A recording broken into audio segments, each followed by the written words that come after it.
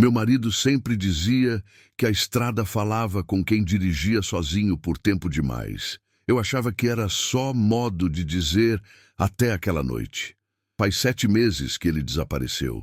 7 meses que eu acordo sozinha nessa casa que antes cheirava a café forte e óleo diesel. As pessoas me dizem para seguir em frente, que talvez ele tenha simplesmente partido, escolhido outro caminho. Mas elas não ouviram o que eu ouvi naquela última ligação. Elas não viram o que eu vi depois. Eu hesitei muito antes de gravar isso. Não sei se estou fazendo isso para vocês ou para mim mesma. Talvez precise ouvir minha própria voz contando essa história para finalmente aceitar que ela é real. Ou talvez eu precise que alguém me diga que não fui só eu que passei por isso. Se você está me ouvindo agora, é porque você sabe que tem coisas que a gente não consegue explicar. Coisas que acontecem nas margens do mundo, onde a luz dos postos não chega e o sinal do celular some. Meu nome é Luciana, e essa é a história do meu marido, Marcelo, ou pelo menos o que sobrou dela. O Marcelo era caminhoneiro há 17 anos quando a gente se conheceu. Eu trabalhava num posto de combustível na BR-116, entre Curitiba e Florianópolis.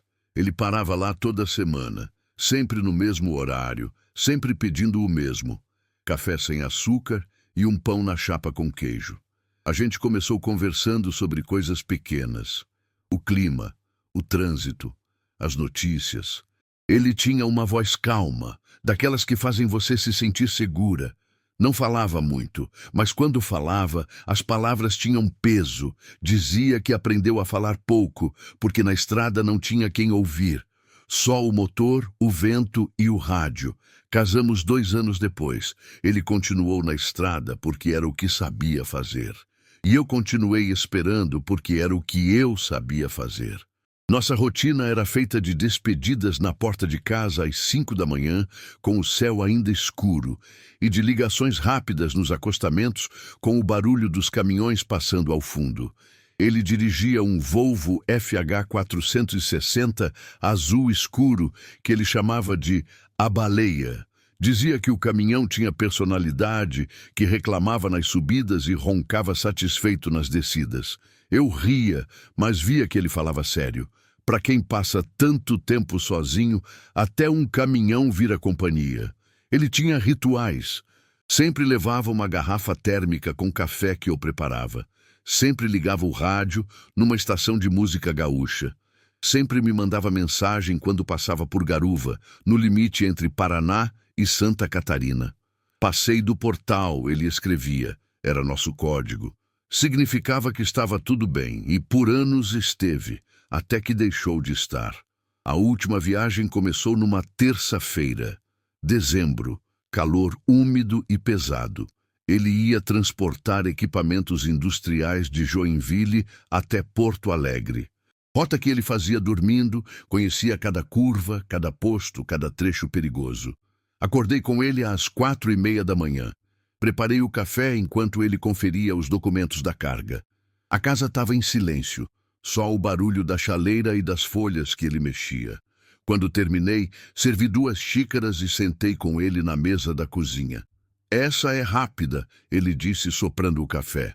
Volto na quinta, no máximo. Dirige com calma, respondi, como sempre. Era nosso ritual. Eu dizia isso. Ele sorria e dizia que sempre dirigia com calma, mas naquela manhã ele não sorriu. Ficou olhando pela janela para o escuro lá fora, com aquela expressão que eu conhecia, quando ele estava com alguma coisa na cabeça. Tá tudo bem? Perguntei. Ele demorou para responder. Tive um sonho estranho essa noite, disse, baixo. Tava dirigindo, mas a estrada não acabava. Era sempre a mesma curva, o mesmo trecho, como se eu tivesse preso num loop. Senti um aperto no peito, mas forcei um sorriso. Foi só um sonho, você anda cansado demais. Ele concordou. Terminou o café, me beijou na testa e saiu. Ouvi o motor do caminhão ligando lá fora. O barulho foi diminuindo até sumir completamente, engolido pela madrugada. Fiquei na janela, olhando a rua vazia, com aquela sensação estranha que às vezes a gente tem. como se alguma coisa estivesse errada, mas a gente não soubesse o quê. Voltei para a cama, mas não consegui dormir. Se você também já sentiu falta de alguém que parecia ter deixado algo para trás, segue o canal. Porque essas histórias, elas conectam a gente de formas que não esperamos. A primeira ligação veio por volta das 11 da manhã. Ele estava passando por Garuva. Disse que estava tudo normal, trânsito tranquilo, céu limpo, mas a voz dele soava cansada, mais do que deveria. Dormiu mal? Perguntei. Acho que sim. Tô com a cabeça meio pesada. Para num posto, tira um cochilo. Eu paro, ele disse. Depois eu te ligo. Mas ele não ligou. Tentei contato à tarde. Nada. Mandei mensagem, visualizada, mas sem resposta. Às 7 da noite o telefone tocou. Era ele. Oi, amor. A voz dele estava estranha, abafada, como se ele estivesse dentro de um túnel. Marcelo estava preocupada. Por que não respondeu? Desculpa. Eu perdi a noção do tempo. Parei para descansar e quando acordei já era de noite. Onde você está? Silêncio. Ouvi o som do vento batendo no celular. E um chiado. Fraco, mas constante. Marcelo, tô na altura do quilômetro 200, acho.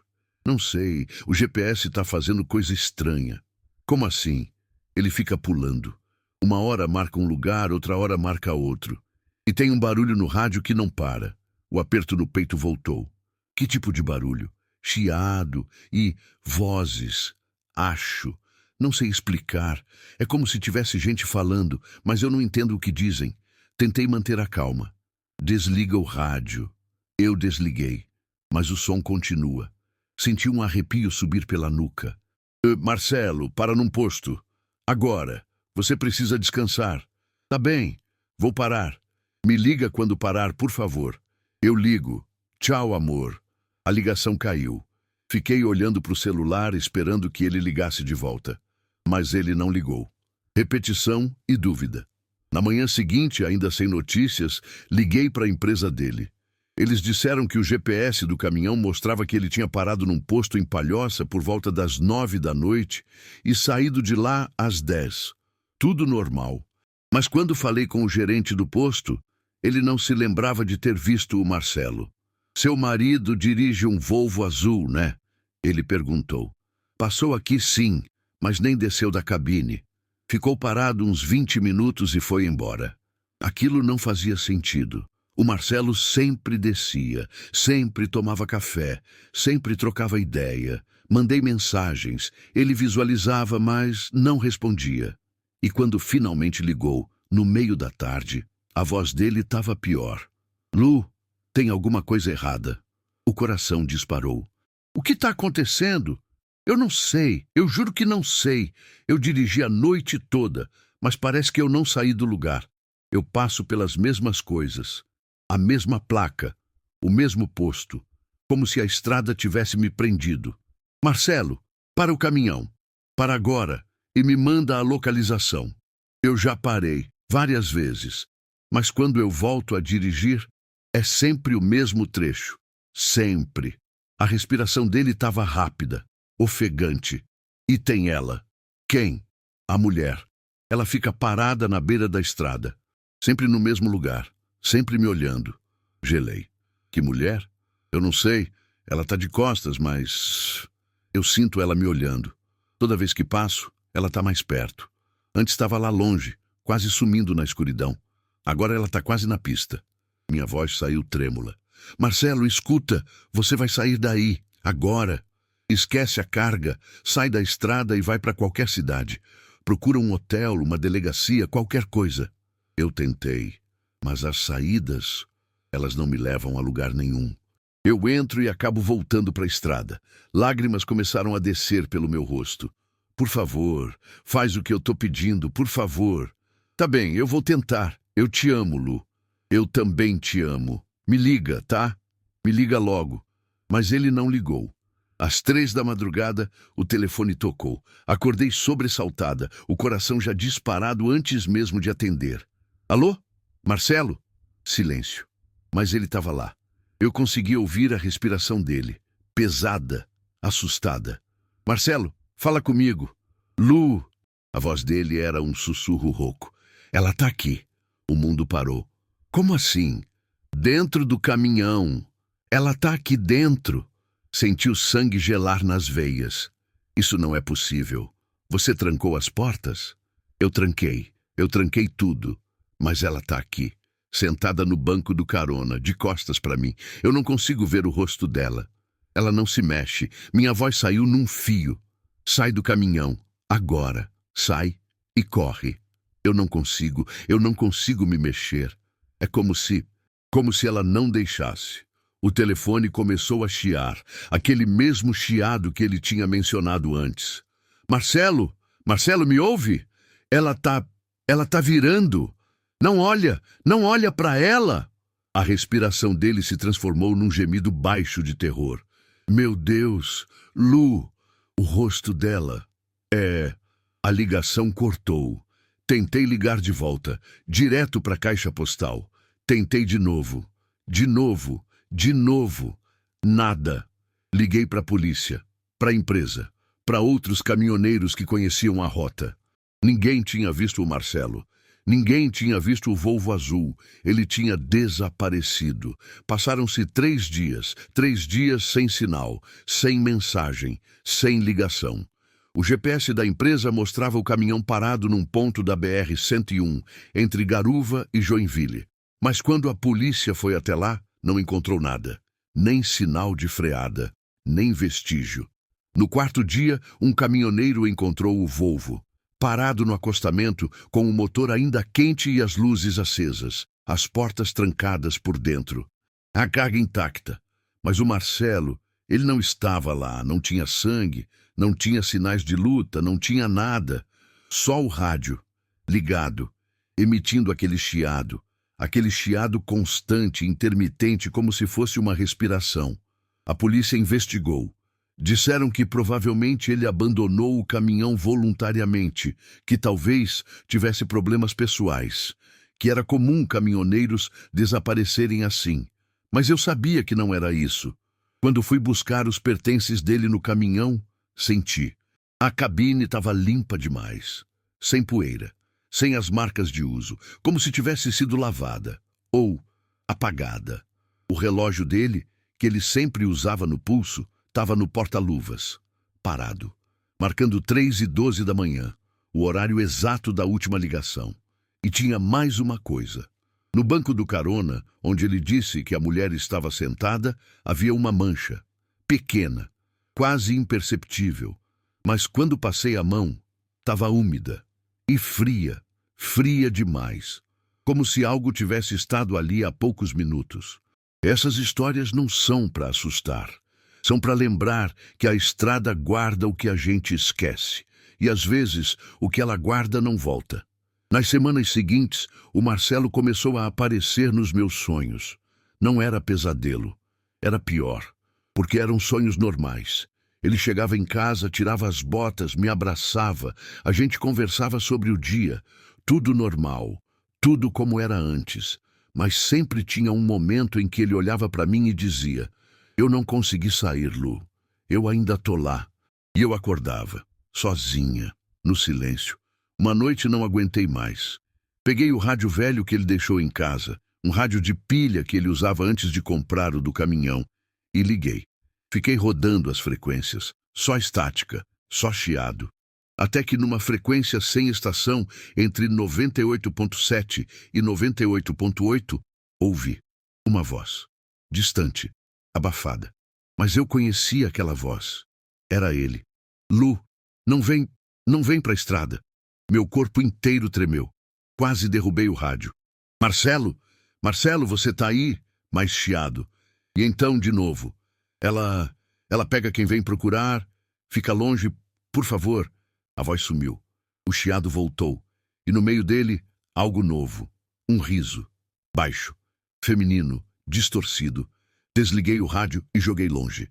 Passei a noite acordada, tremendo, olhando para aquele objeto no canto do quarto como se ele fosse explodir. Porque agora eu sabia. Ele não tinha ido embora. Ele não tinha fugido. Ele ainda estava lá, preso, na estrada, com ela. Tentei esquecer. Guardei o rádio num armário, evitei passar perto de estradas, evitei conversar com outros caminhoneiros. Tentei construir uma vida nova, longe daquele passado. Mas a estrada não esqueceu de mim. Comecei a receber ligações, sempre de madrugada, sempre do número do Marcelo, mas quando atendia, só ouvia o chiado e aquele riso. Uma vez, atendi e ouvi o som de um motor, de um caminhão em movimento, e a voz dele, fraca, como se viesse de muito longe. Desculpa, amor. Eu não deveria ter olhado. Mudei de número, mas as ligações continuaram. Até que um dia parei de atender, porque percebi que quanto mais eu atendia, mais real aquilo ficava. Como se manter o contato fosse uma porta aberta. E do outro lado dessa porta havia algo esperando.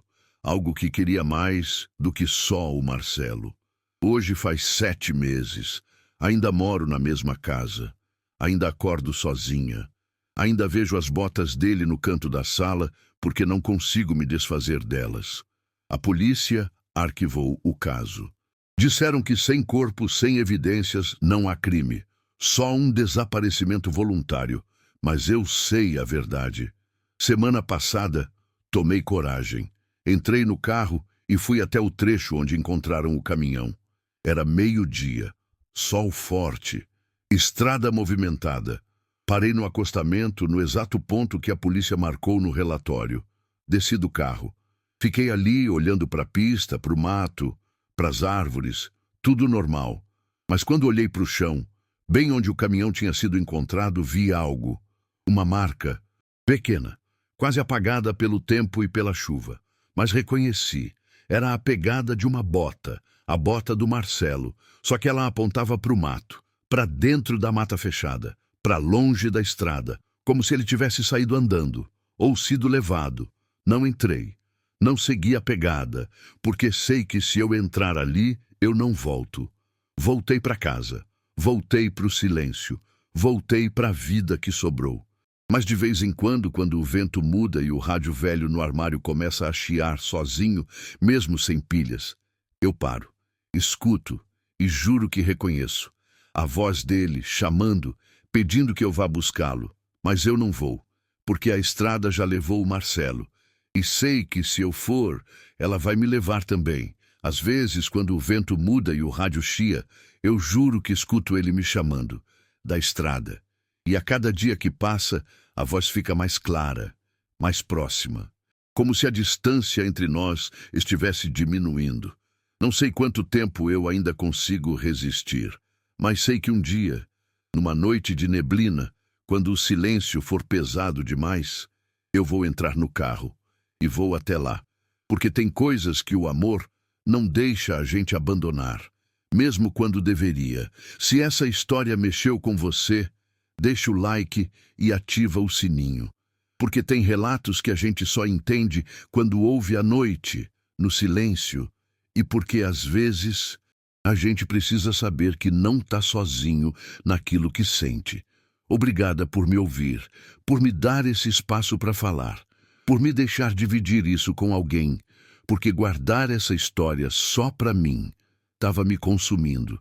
E se você conhece alguém que desapareceu assim, sem explicação, numa estrada, numa viagem que deveria ser comum, conta nos comentários, porque talvez eles também estejam presos, esperando que alguém os encontre, ou esperando que alguém os esqueça.